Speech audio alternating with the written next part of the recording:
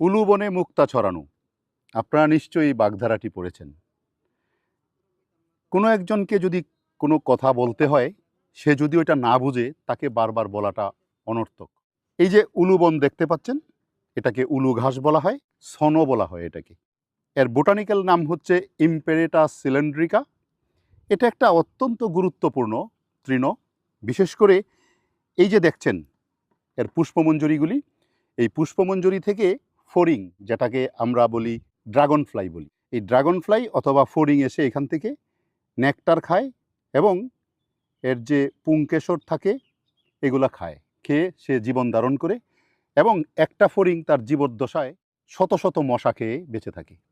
এটা খাওয়ার পরে তো সে বাঁচেই, এবং যখন এটা থাকে না তখন সে মশা খেয়ে প্রকৃতি থেকে মশাকে ধ্বংস করে। সুতরাং এই উদ্ভিদটি অত্যন্ত গুরুত্বপূর্ণ ফড়িংয়ের জন্য।